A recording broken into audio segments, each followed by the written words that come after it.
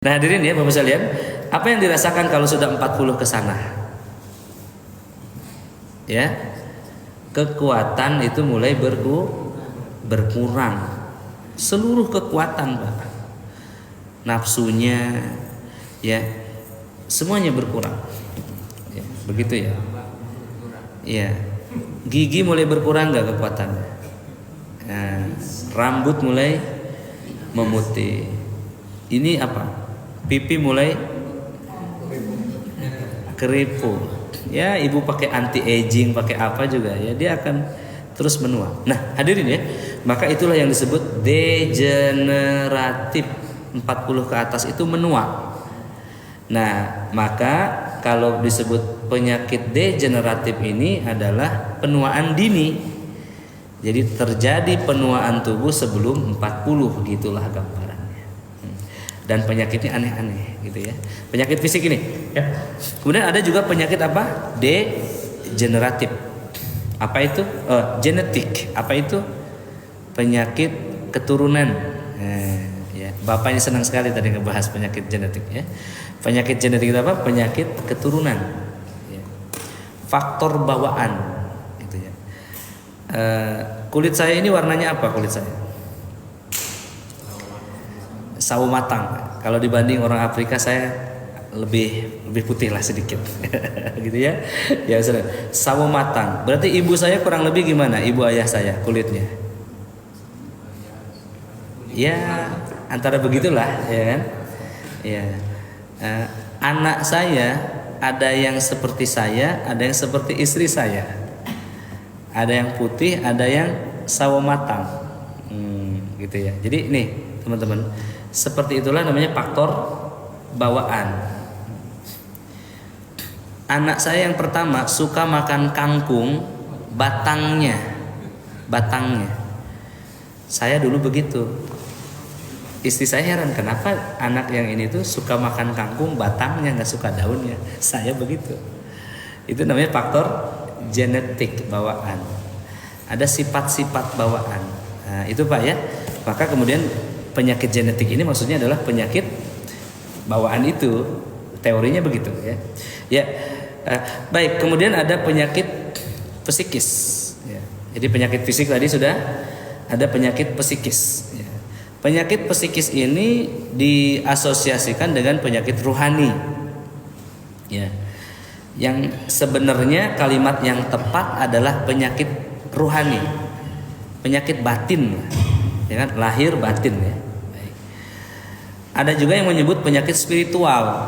Nah, kalau penyakit spiritual maksudnya Pak, itu penyakit pada iman kita.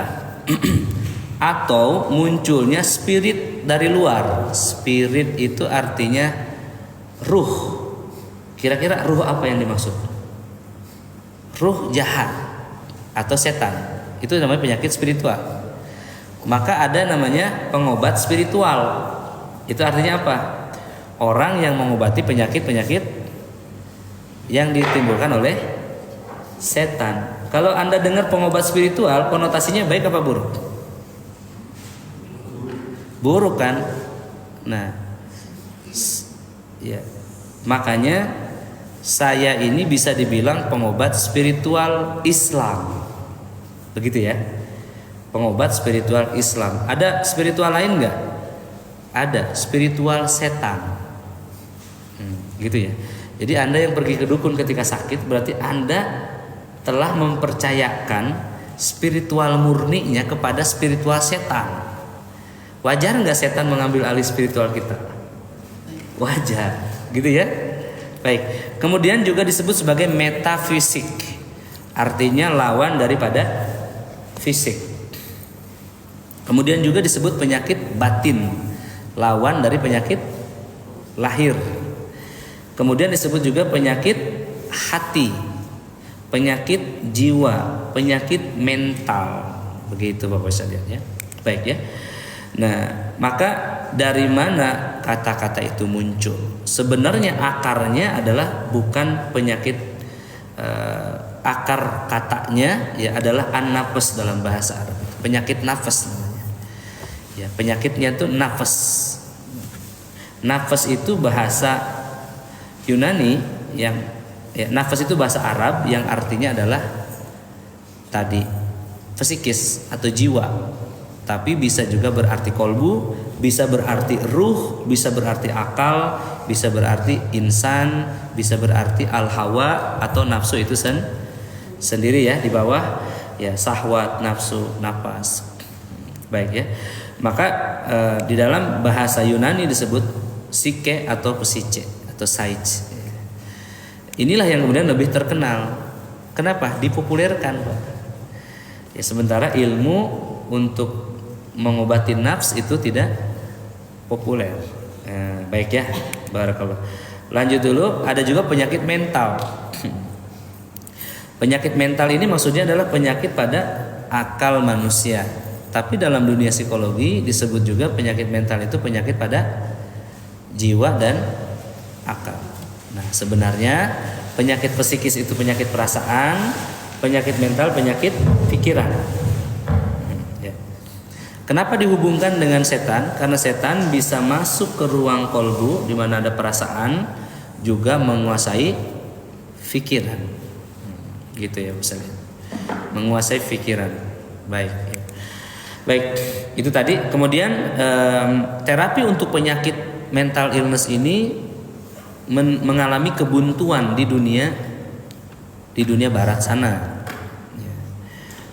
Bahkan Bapak sekalian, ya saya ingin tunjukkan kepada Anda satu video di California, bukan California, di mana ya? Philadelphia. Pernah tahu nggak Philadelphia? Ya, Philadelphia itu dulunya adalah ibu kota Amerika. Dulunya pernah jadi ibu kota Amerika. Dan Bapak sekalian ya, di sana sekarang ini sudah jadi kota zombie.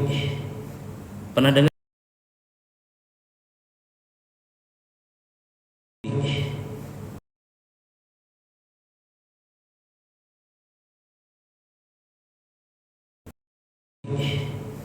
Pernah dengar nggak?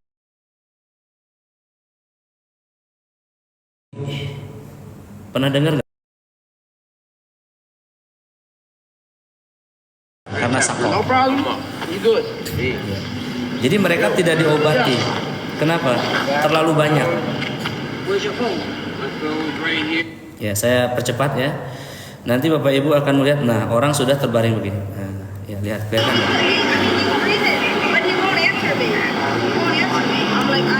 Ya. Gino! Gino! Dia bilang bangun. Come on, baby. Come on. Ayo bangun. Come on, baby. Come on, let's get this right. Come on. Ya. I already tried to get him up, baby. Ini masih hidup nggak kira-kira? He's dead. Come on. I got Norcan. I just want Norcan. Okay. It's not Yeah. necessary. Lalu kemudian ya dibangunin nggak gerak-gerak. Akhirnya ada seseorang yang membantu cara membangunkannya bagaimana, lihat caranya. It's gonna be a waste. You shot all his sternum. Yeah, I did. Ini sakau parah, What happened if he's alive and you use the bukan Norcan? kerasukan setan. You mess him up more. Mess him up. Okay. Mess, yeah, you definitely mess him up. Come on, G. Come on, baby. Come on. Nah lihat, temannya menolong, bukan temannya, ada orang Dale lain un yang poquito de agua. I rubbed his chest. He's good. Come on. bangun. Jadi kalau kerasukan parah, cara membangunkannya rotan itu kakinya, di telapak kakinya. Itu kalau setan-setan yang susah keluar itu di rotan, di situ keluar. Ya, kemarin ada seorang hamba Allah dari Thailand ya datang di ruqyah.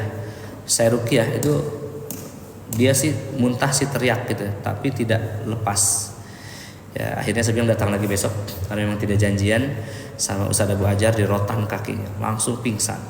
Dia bilang ini pertama kalinya saya keluar setannya. Lanjut dulu, seru nggak ceritanya? Lanjut dulu. Ini bukan gangguan setan ini. Ini gangguan pada mental, pikiran. Kenapa? Kebanyakan make apa? Antidepresan. Obat penenang, Pak. Obat penenang itu narkotik. Lihat ya, saya sengaja putarkan Anda biar paham betul. That's why you wake up people. Come on. Come on. I can't get it done. Ini sepanjang jalan di sana banyak orang begitu. Terus saya ingin Anda tahu, lihat. Ya, orang ini nggak bisa berdiri. Right here on the gate. Ini persis disebutkan di dalam Al-Quran surah Al-Baqarah ayat 275. Tidak bisa berdiri melainkan seperti berdirinya orang kerasukan setan. Tapi ini bukan kerasukan setan. Óyeme, tienes reloj encima y tienes la prenda. Saya jelasin nanti ya. ¿Me estás oyendo? Dan ada orang-orang di sepanjang jalan itu ya seperti itu. Nah lihat ini dua wanita ini. Yes. Ini di blur ya. I do. I have mental depression and anxiety. Okay. Depression and anxiety dia bilang. Ini baru turun ke jalan. Oke, saya tutup aja ya. Nah, kenapa orang-orang tadi hidup di jalan? Karena keluarganya tidak lagi menerima, uangnya habis pak, nggak punya uang lagi. Ya, apa yang mereka makan, apa yang mereka konsumsi, satu jenis narkotika, ya, seharga $5. Kalau dimakan itu bisa sakou 1 jam, fly 1 jam, lupa semua. Setelah efek obatnya hilang, apa yang terjadi? Dia ingat lagi masalahnya. Kan gitu kan? Orang makan narkoba itu kenapa? Banyak masalah, ya, banyak tekanan. Dia minum lalu hilang gitu. Nanti setelah sadar kembali lagi nggak masalahnya. Kembali lagi, minum lagi plus kecanduan. Ya memang murah kan 75.000, beli habis hartanya karena tiap jam harus konsumsi. Ya ada yang ditusuk ke tangannya, ya jarum-jarum bertebaran. Itu Philadelphia kok. Itu adalah hasil dari sebuah negara bebas. Jadi tukang narkotik bebas jualan, bebas beli, bebas make. Nih, apa hubungannya dengan Bapak Ibu malam ini? Bedanya apa dengan gangguan setan di akal?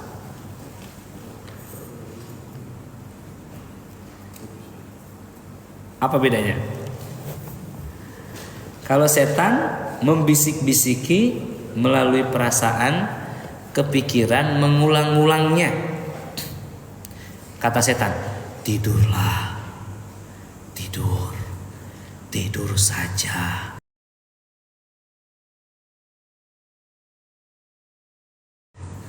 Tidur saja, gak usah dengerin, tidur saja. Diam, tidur, tidur. Bisa tidur nggak itu orang begitu? Kalau terus-terusan bisa. Tidurlah. Itu kan manusia yang niru itu. Ya, bisa tidur nggak? Bisa. Ya, dibuat susah kita, dibisik-bisikin. Begitu maksudnya. Ya. Kalau narkotik ini tidak, dia langsung straight to the point kepada saraf yang menimbulkan kita demikian. Memutus saraf komunikasi antara jiwa dan pikiran, atau memutus komunikasi antara pikiran dan dengan gerak. Saraf apa itu namanya? Motorik. Jadi memutus saraf motorik ke sensorik. Jadi sensor ini nggak merasakan. Mau tidur di jalan, mau di mana, ya juga nggak bisa gerak. Begitu hadirin. Itu namanya mental illness. Coba lihat di layar bagaimana terapi mental illness menurut WHO. Bagaimana? Makan yang baik. Apa lagi tadi?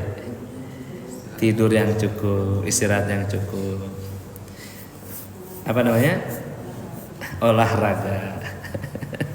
Kayak kemarin ada virus ramai yang menyelimuti bumi, ya. Cara penyembuhannya bagaimana? Cuci tangan, pakai masker.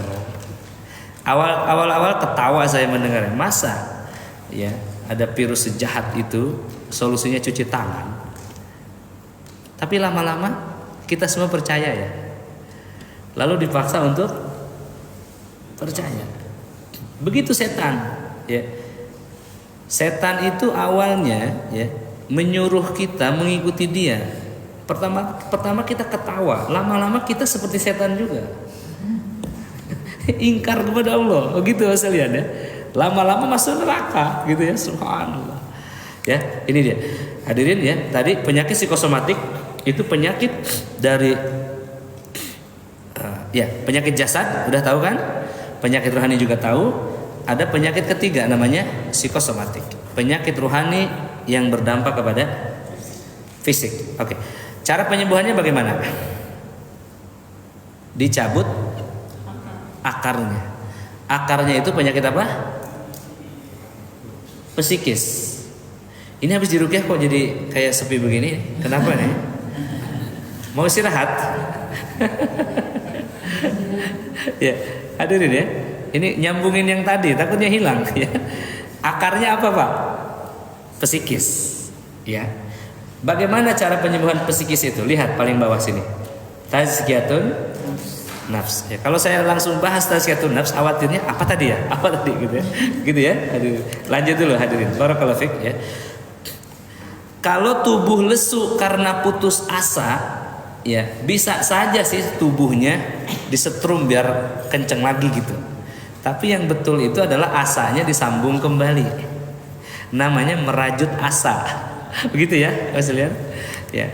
Kemudian itulah yang disebut penyakit psikosomatik, ya awalnya dari psikis, ya, kemudian jadi jadi asam lambung, ya jadi bipolar, jadi kemudian apa depresi, ya schizofren, dan yang terakhir adalah mental, ya penyakit mental. Baik, barakallah ya. Di dalam Islam ada satu metode yang satu klik semua kena, yaitu pencabutan dari akar masalah. Kayaknya Bapak Ibu sudah nggak sabar lagi ya. Apa itu tazkiyatun nafs ya? Ya, baik kita akan masuk hadirin ya. Dalam kaidah Islam, boleh nggak berobat untuk penyakit fisiknya? Jawabannya boleh. Boleh itu mubah, nggak ada pahala, nggak ada siksa. Jadi bapak sakit pinggang nih, berobat pinggangnya boleh. Nggak berobat pun nggak apa-apa. Malah Imam Ahmad itu mengatakan nggak usah berobat. Ya, Imam Ahmad tuh lebih keras lagi, nggak usah berobat. Ya. Ya. Tapi kita ini manhajnya yang sedang-sedang aja lah. Ya. Berobat boleh. Ini lihat, ini manhaj apa hadirin? Ya, untuk masalah berobat itu boleh. Ya gitu ya. Nah, tetapi kalau untuk masalah penyakit rohani jangan salah berobat kan gitu ya. Oke. Ya, ya. Lanjut dulu kita loncat. Tadi ada pengobatan, ada penyembuhan. Saya mau tes lagi, jangan lihat layar ya. Jangan lihat layar ya. Ya. Oh, udah dihapus ya. Barakallah ya. Ada 4 di kiri dan 4 di kanan ya. Baik. Yang pertama penyembuhan. Apa lawannya? Pengobatan, ya. Ada yang kedua namanya ya, meditation. Obatnya apa? Lawannya apa? Medication. Medicine ya, menggunakan obat. Baik. Yang ketiga ada penyakitnya curing. Salah ya. Healing. Di sini apa? Curing. Di sini ada istisqa. Di sini ada tadawa. Ya, lihat ya. Istisqa atau healing atau meditation atau penyembuhan itu untuk penyakit-penyakit rohani, batin, jiwa, akal, iman. Baik. Untuk penyakit fisik itu pengobatan, medikasi, ya, curing atau yang terakhir yaitu tadawa, berobat. Jangan ditukar-tukar. Kalau sakit hati jangan cari obat. Kalau sakit jiwa jangan pakai obat. Kalau sakit iman jangan pakai obat. Setuju apa tidak? Bisa nggak minum sesuatu obat yang meningkatkan iman? Ada nggak? Ada nggak? Bentuk air ya, bentuk makanan yang meningkatkan iman? Nggak ada. Maka Anda harus setuju juga, nggak ada bentuk makanan atau minuman yang menenangkan jiwa. Nggak ada. Ya, nggak ada makanan atau tumbuhan atau minuman ya yang akan mencerdaskan akal. Tidak ada. Ya, baik. Barakallahu fiik, sudah bisa dipahami. Maka tazkiyatun nafs ini adalah penyembuhan untuk rohani. Ya. Kenapa maksa begitu? Ya. Karena tubuh kita terdiri dari 2 unsur. Unsur jasad dan unsur ruh. Unsur jasad ini unsur bumi, ya. Unsur bumi ya, tercipta dari air dan tanah. Baik ya. Unsur langit itu yang mana? Unsur langit itu ruh kita, yang ketika ditiupkan ke dalam tubuh melahirkan jiwa dan akal ya. Jiwa untuk hidup bertahan di bumi, akal untuk memilih ketika iman dan jiwa minta bareng, minta dalam waktu bersama. Baik, bapak-bapak ngantuk nggak malam ini? Ada yang ngantuk nggak? Kalau tiba-tiba 1 jam lagi ngantuk, Anda mau lari tidur atau bertahan? Gimana? Jam 11 nih, nanti ngantuk, Anda mau lari ke kamar tidur atau bertahan di sini melawan ngantuk? Wah, nggak punya pilihan ya? Gimana? Masa nggak bisa jawab? Kalau yang nyimak live di sini ya sudah, dia bilang matiin aja, pergi saja. Bapak Ibu kesini untuk tidur apa untuk sembuh? Untuk berjuang apa untuk istirahat? Nah, berarti kalau nanti ngantuk, tidur apa melawannya? Nah, itu diputuskan di mana? Akal. Begitu, insya Allah paham ya. Begitu ya. Jadi unsur iman untuk apa? Unsur iman ini owners, pemilik tubuh kita itu ya unsur ruh itu. Jiwa itu adalah kopinya, dia hadir untuk mempertahankan hidup. Akal untuk memilih ketika bentrok jiwa dan iman, gitu. Ya, suka bentrok nggak jiwa dan iman? Perasaan dan iman suka bentrok nggak? Suka bentrok. As-salatu khairum minan naum. Ya, kata iman bagaimana? Bangun, bangun. Ya, kata perasaan gimana? Itu bentrok, selalu bentrok. Kalau nggak belajar Pak, kita mengira hidup diri kita itu ya jiwa kita itu. Makanya orang suka marah-marah itu kenapa? Dia mengira jiwa itu dirinya, padahal ujian. Ibu nih setelah dikasih tahu yang nangis itu setan, langsung berhenti nangisnya. Artinya apa? Akal ibu masih sehat. Iya, ibu tahan, betul, memang harus ditahan sedih mah. Ya, lihat ya, ibu jadi bisa menahannya. Kalau tadinya Ustaz saya biarin, memang Ustaz. Nah, iya, memang nangis itu harus ditahan. Ini ada quotes of the day. Ya, ya. Ujian manusia pertama ketika dilahirkan adalah ya, ketika manusia pertama dilahirkan, Allah ajari manusia untuk menangis. Sesaat setelahnya manusia harus bertahan, harus belajar untuk tidak menangis, harus belajar untuk tersenyum ketika dunia memaksanya untuk menangis. Ya kan, kita harus menahan ya. Baik, lanjut ya hadirin ya. Jadi akal, jiwa, iman. Lalu setan itu siapa? Setan itu orang lain, ya. Setan itu orang lain, makhluk luar dia. Ya, jadi musuh di dalam diri kita adalah nafsu kita. Kalau ada musuh di dalam, kalau nggak ada musuh di dalam, musuh dari luar nggak bisa menyentuh kita. Ya, if there is no enemy inside, the enemy outside will never ever touch us inside. Nggak bisa, ya nggak bisa setan menyentuh kita kecuali ada orang dalam. Orang dalamnya itu apa? Nafsu. Inilah yang harus dibersihkan. Mau tanya sekali lagi, bagaimana cara menyembuhkannya? Istisqa apa tadawwa? Istisqa. Ya, baik, barakallahu fik. Ya, yaitu dengan zikrullah, ya. Zikrullah itu adalah menenangkan ruang iman. Nih hadirin, kalau imannya kuat maka nafsunya kalah. As-salatu khairum minan naum. Tidur baru 2 jam, tapi imannya kuat, bisa bangun nggak? Bisa.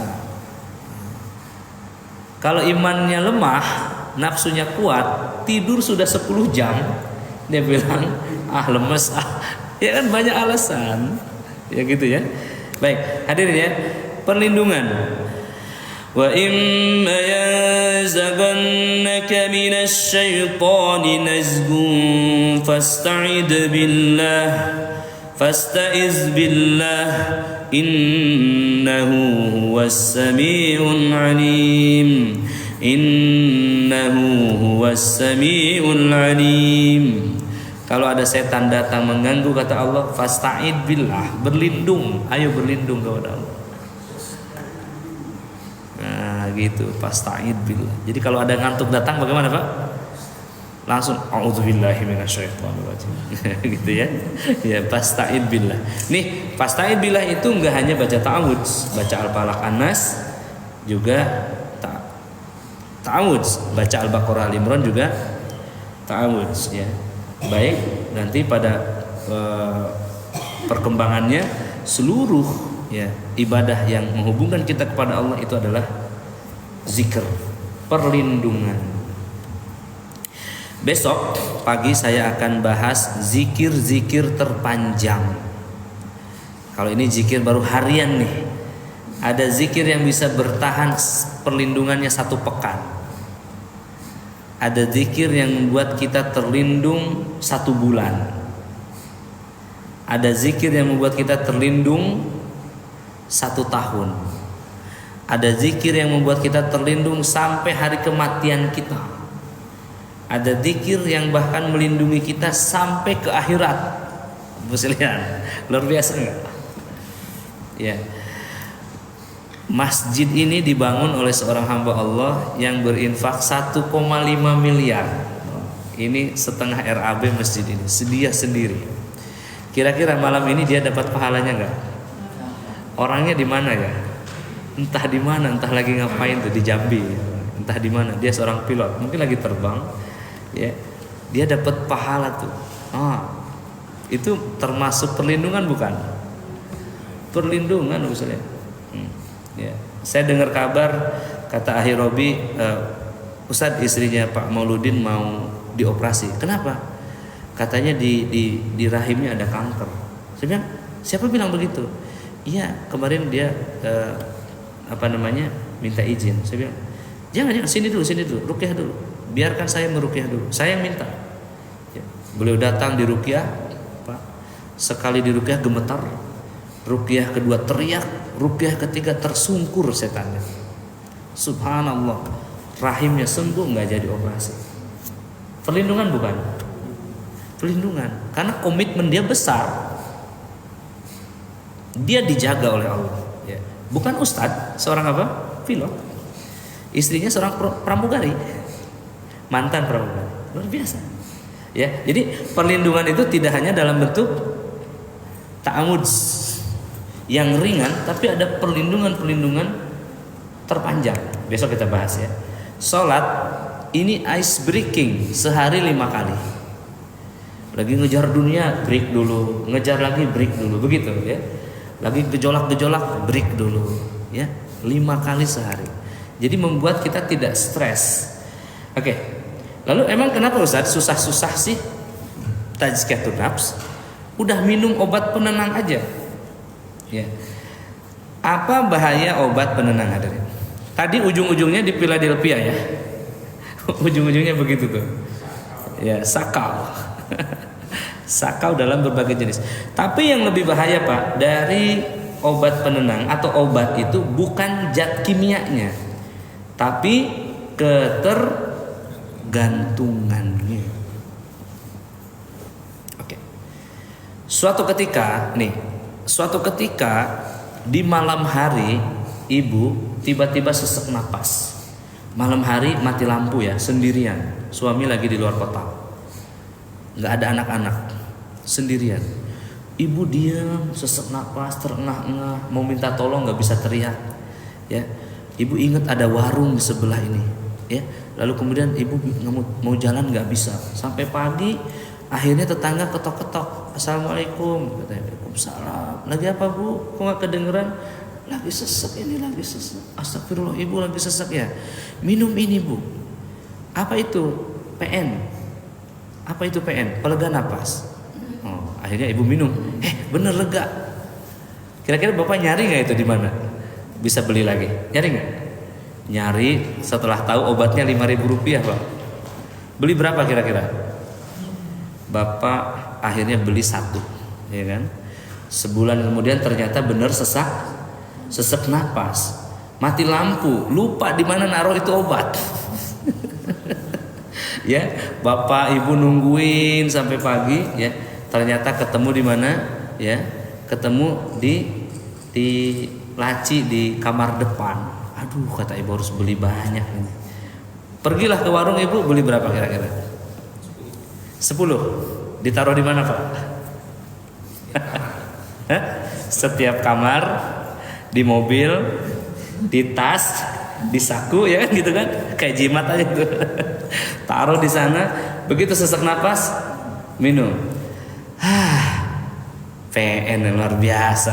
Bapak lihat di TV, minum PN, pelega napas, andalan Anda, iya kan? Kata petugas BPJS, nggak usah beli, kami sediakan. Kira-kira Pak, 10 tahun tergantung nggak itu? Ya, ketika timbul kenyamanan, maka ada kecanduan, lalu ketergantungan. Itu bahayanya. Karena hati manusia itu harus bergantung kepada siapa? Kepada Allah atau kepada obat? Kepada Allah. Emang kenapa sih Ustaz? Terserah saya, hidup saya Ustaz. Baik ya. 20 tahun kemudian ibu sesak napas lagi. Yang diingat PN, pelega napas, si obat tadi apa taubat? Saya bisa pisahin Ustaz antara sakaratul maut dan sesak napas biasa. Siapa yang bilang? Semua orang yang meninggal hari ini, ya, semua orang yang meninggal kemarin, dia mengira hari ini masih hidup. Ya, sakaratul maut itu tidak permisi maksudnya. Ya, itu maksudnya hadirin ya. Ya, baik.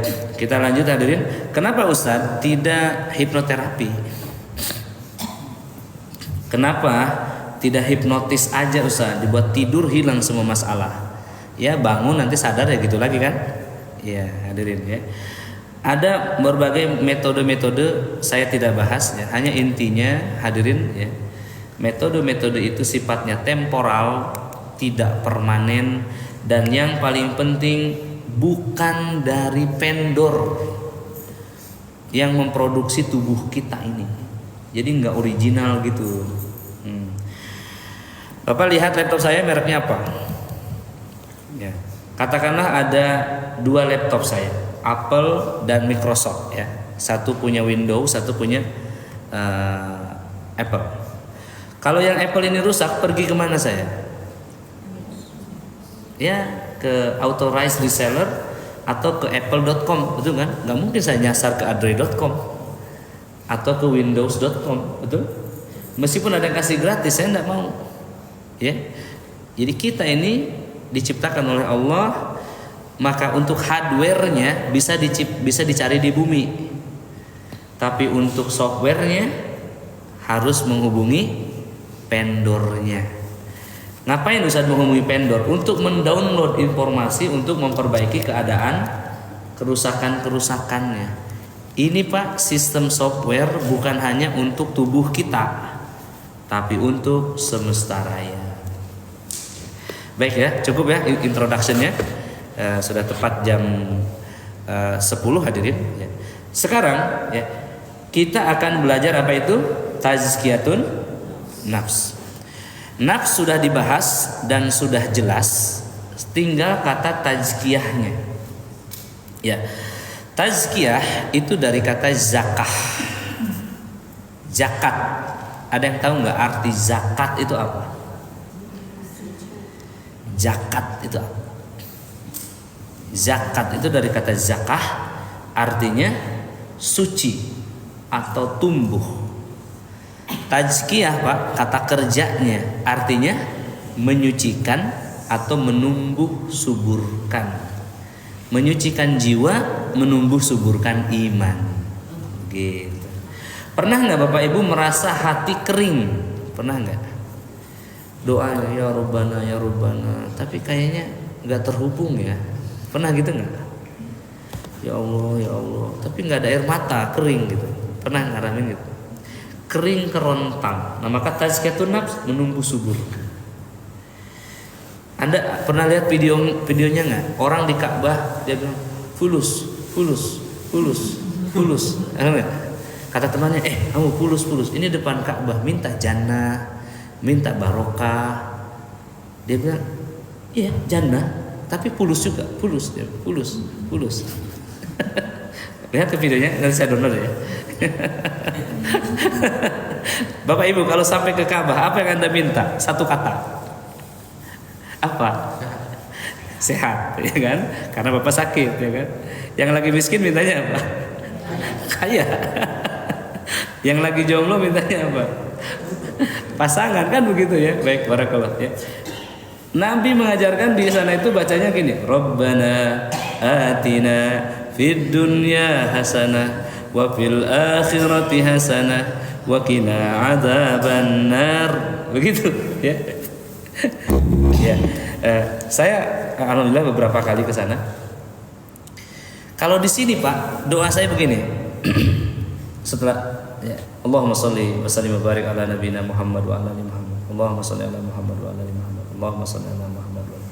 Saya doanya gini, setelah doa-doa Allahumma inni as'aluka ilman nafi'an wa rizqan wasi'an wa syifaan min kulli. Itu doanya gini, ya Allah, anugerahkanlah hamba nikmat berupa ketaatan, kesabaran, ya, kekuatan, keimanan, ketakwaan, keistiqomahan, ketawakalan dan kecintaan terhadap apa yang kau cintai, kecintaan terhadap Al-Qur'an, kecintaan terhadap negeri akhirat yang luas dan kekal, kecintaan terhadap jihad dan seterusnya. Lalu saya doa gini, ya Allah, anugerahkanlah hamba rezeki dari perbendaharaan harta di langit-Mu. Anugerahkan hamba rezeki dari perbendaharaan harta di langit dan bumi-Mu. Terus kemudian saya berdoa, ya Allah, anugerahkanlah hamba rezeki dari perbendaharaan harta di langit dan di bumi-Mu, ya, untuk ABCD. Sampai ke Mekah itu mau minta begitu malu. Maksudnya kok jadi kayak hambar gitu. Kalau di sini berdoa gitu, ya Allah, duhai yang maha luas, ya basit, anugerahkanlah hamba rezeki dari perbendaharaan harta di langit dan di bumi-Mu. Itu mengucap harta di sana itu kayak tek gitu, kayak kok menjadi minta ini sih gitu. Betul. Ya. Kalau di sini enggak, itu bedanya. Nah, pertanyaan saya, Bapak Ibu pernah mengalami enggak hal seperti itu? Minta tapi kok hambar, begitu. Pernah enggak? Ya, yang jawab ini yang suka doa. Masalahnya kalau nggak pernah doa nggak tahu maksudnya gimana ini pertanyaan ini. Pernah ngalami nggak? Nah, oke. Pertanyaan, pernah nggak Anda doa sampai nangis? Pernah. Bapak Presiden, ya. Kerasnya hati saat berdoa itu akibat nafsu yang menguasai, begitu. Dan lembutnya hati itu adalah iman yang dominasi. Ini ilmu ini, tazkiyah ini untuk melembutkan hati saat berdoa. Saya belum melihat ketertarikan dari Bapak Ibu ini. Saya berkisah dulu boleh? Doa yang merontokkan pesawat dan petir serta hujan. Ada seorang dokter namanya Dr. Ishan di Pakistan, sangat terkenal. Selain dokter dia cendikia, ilmuwan. Jadi dia banyak menemukan penemuan yang bermanfaat untuk dunia kesehatan. Suatu ketika dia terbang menuju India untuk presentasi di ruang internasional, mempresentasikan hasil penemuannya. Dan dia pun sudah terbang menuju ke Delhi di India. Tiba-tiba apa yang terjadi, pesawat tuh turbulence, goncang. Lalu kemudian pihak penerbangan, pilotnya mengatakan, ini mohon maaf, kita dalam keadaan darurat, kita harus mendarat di airport terdekat. Maka turunlah kemudian pesawat dan landing dengan sempurna. Lalu kemudian di sana ada peristiwa yang mengesalkan lagi. ini sudah beberapa jam, ternyata belum selesai, belum terbang-terbang ya. Maka kemudian apa yang terjadi hadirin? Ya, Pak Dr. Ishan ini bertanya kepada ground staff, dan dia mengatakan ya bahwa ini perbaikan ini perlu waktu 16 jam. Maka kata Dr. Ihsan, bagaimana ya? Saya ini spesialis. Nyawa orang itu tiap menit itu tergantung. Kalau saya terlambat beberapa menit, ada nyawa orang yang melayang. Ini saya sangat penting sekali. Ini sebuah seminar internasional. Ada cara lain nggak supaya cepat terbang? Kata ground staff-nya, nggak ada, dokter. Paling ambil taksi menuju ke sana. Dari sini cuma 3 jam lagi kalau lewat darat. Maka kemudian ya kayak Jakarta Bandung lah ya, 3 jam kan ya. Maka kemudian ambil kendaraan, dan ketika ambil kendaraan itu Pak, di tengah jalan mungkin setelah 1-2 jam tiba-tiba turun hujan, dordar gelap ya kan, halilintar, petir dan seterusnya. Akhirnya mobil itu juga mogok berhenti, dan dia harus melanjutkan dengan jalan kaki menuju ke tempat yang dimaksud, dan dia tersesat di sebuah hutan ya. Dia nggak tahu harus kemana, akhirnya dia kelaparan ya. Akhirnya dia nyari perlindungan, ada sebuah rumah tua di kejauhan ya. Akhirnya dia datangi, dia terseok-seok ya. Lalu kemudian dia ketuk pintunya, tok tok tok ya, assalamualaikum. Ternyata dari dalam tuh ada seorang nenek-nenek ya, dan dia bilang, ada apa Tuan? Kata dokter ini, aku ini sedang tersesat ini, bisa nggak aku pinjam teleponmu untuk mengabari ke sana? Maka kata nenek ini, wahai Tuan, tahukah Anda bahwa ini tengah hutan, nggak ada listrik, gimana ada telepon? Ini zaman dulu ya, belum ada seluler ya. Maka kemudian ya kata ibu ini, biarlah masuk ke dalam ya, istirahatlah sejenak di sini, aku buatkan engkau minuman dan makanan untuk menghangatkan perut. Gitu. Paham alurnya ya? Maka kemudian dokter ini duduk, dan nenek ini membuatkan teh hangat gitu ya, sama goreng ubi lah mungkin kalau di sini ya. Maka dokter ini makan ya, ibu ini pergi ke kamar, dan dia wudhu lalu sholat ya. Lalu kemudian ibu itu sholat, ruku, sujud dengan sujud yang lama. Setelah sholat dia berdoa. Setelah selesai berdoa, dia menghampiri seseorang di kasur, lalu dia sholat lagi ya. Lalu kemudian setelah selesai ya, dokter ini penasaran, ibu kok bisa sholat selama itu? Ibu meminta apa kepada Allah sehingga ibu sholat selama itu? Dan kata ibu ini, seluruh doa saya sudah dikabul kecuali satu, cucu saya ini, dia yatim piatu, dan dia punya penyakit yang tidak bisa diobati.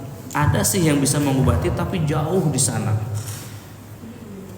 ya, tidak mungkin saya bisa mendatanginya. Kalaupun bisa, saya khawatir dengan keselamatan anak ini. Akhirnya saya hanya berdoa, semoga ya, dokter spesialis itu suatu hari bisa datang sih. Ya, bergetarlah hati siapa? Dokter Ishan ini. Dia bilang, subhanallah, ibu tahukah Anda, karena doa Anda itu pesawat saya rontok ya, dan mobil saya mogok, hujan petir sehingga saya sampai ke sini. Saya dokter itu, saya dokter yang Anda maksud itu. Subhanallah. Saya ini bukan nangis betulan, ya bukan nangis apa dibikin-bikin. Memang berapa kali saya mengulang kisah ini, tersentuh hati saya. Ya, itu kisah semisal itu ada terjadi berulang-ulang.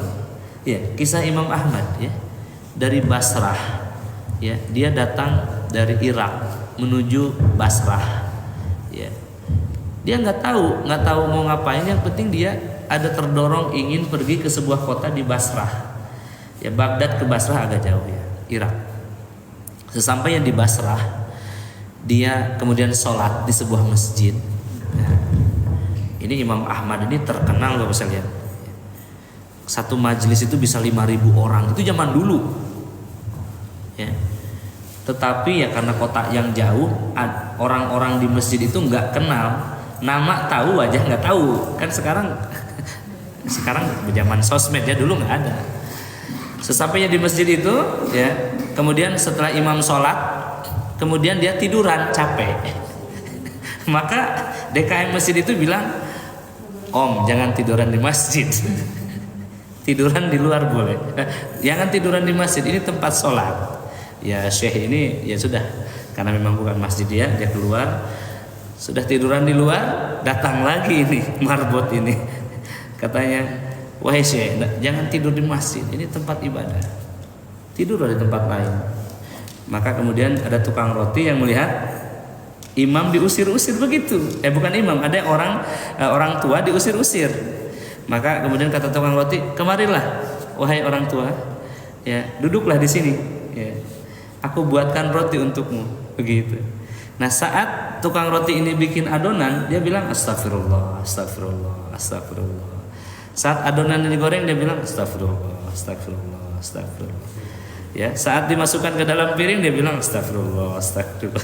Nah Imam Ahmad ini ulama. Dia bilang, "Wahai fulan, apa yang kau lakukan? Setiap engkau bergerak, engkau bilang astagfirullah." Kata tukang roti ini, dia bilang, "Karena ketika aku istighfar terus, doa aku dikabul terus.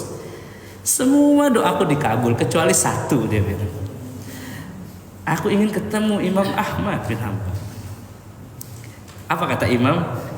"Gara-gara doamu ini, aku sampai diusir-usir dari masjid, dari teras masjid. Aku pun nggak tahu mau ngapain ke sini. Ternyata doa kamu itulah.